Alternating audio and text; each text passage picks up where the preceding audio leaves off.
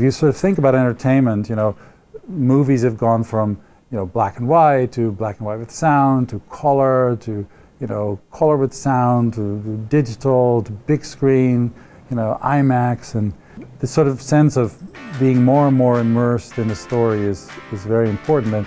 And with VR, you can really take somebody somewhere else.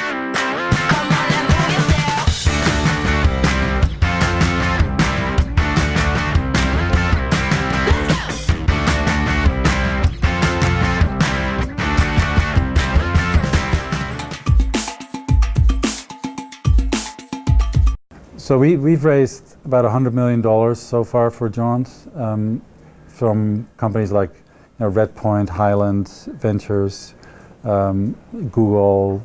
And the reason we were able to do that is that we have a vision of what entertainment will be in the future.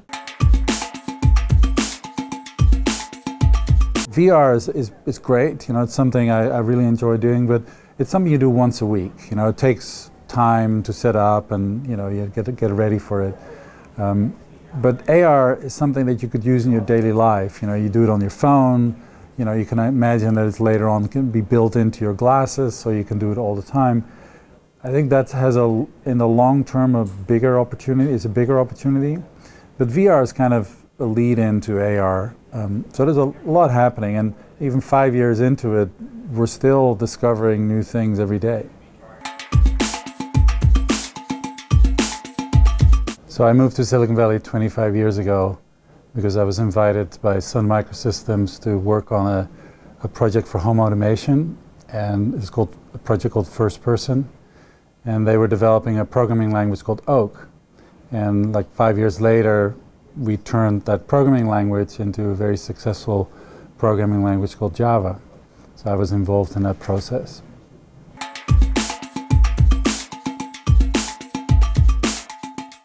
Now, first of all, you need to decide to do it. A lot of people sort of say, well, as soon as I get money, I'm going to start a company. Well, that's not the way how it works. You got to start the company and then pray that you get money, right?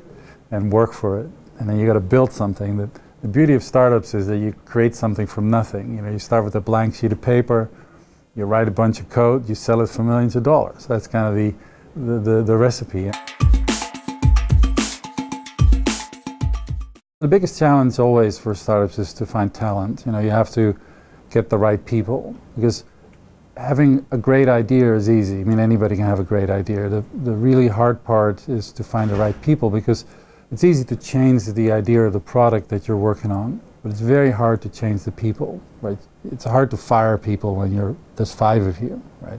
So picking the right people is always the most important thing early on. When you're a small startup, it's relatively easy, right? Because I can give you a huge percentage of the company. I can give you 5-10% of the company if you want to come work for me. That's very, very attractive to people who have an entrepreneurial spirit, because it could be 5% of the next Facebook. You could be a billionaire. It's all about your share in the company, right? Salary is important, but if you look in the long term, the money you're going to make is through the return on investment of your shares, not in the salary you make. Well, I think Dutch entrepreneurs in general have been pretty successful in Silicon Valley. Dutch people are generally sort of very straightforward to deal with. They're very direct. That is sometimes a bit of a problem, but it's usually an advantage. And also they're pretty hardworking and well educated, and they speak the language well.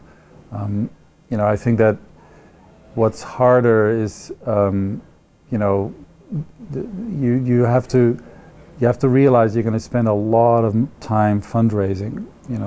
That's very time consuming. You need to talk to a lot of people, and probably half your time you're basically there just begging for money all the time, which is something you need to take into account. The top VCs are interested in the next Facebook. They're not interested in, doubling their money. They want to, quadruple or quintuple their money. Right? They really want to see a big lift off, And as a result, you need to kind of pose the idea as a big idea that is that has legs, you know, $1 billion idea. Even if it isn't, right? Even if your plans are to slowly scale it up, you still need to show the potential opportunity. Yeah, when you do come here, you need to be prepared, and you need to have a great pitch. And I always tell people, you know, you want to have a pitch that's like, you know, 15 slides that sort of, you know, talks about the people you have on your team, the product you're going to build, the market you're going to address, and how you're going to be successful, and how much money you need. Right? But you have to rehearse that pitch, you know, 50 times before you pitch it to the first VC.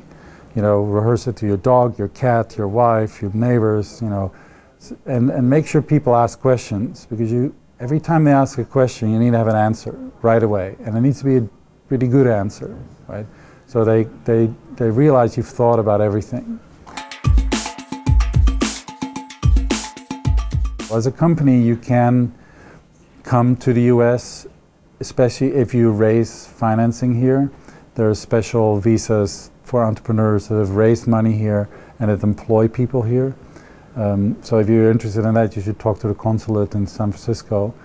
But again, it is not easy. You know, you're coming from Holland, you know, for a venture capitalist is a bit of a challenge, because you come from very far away.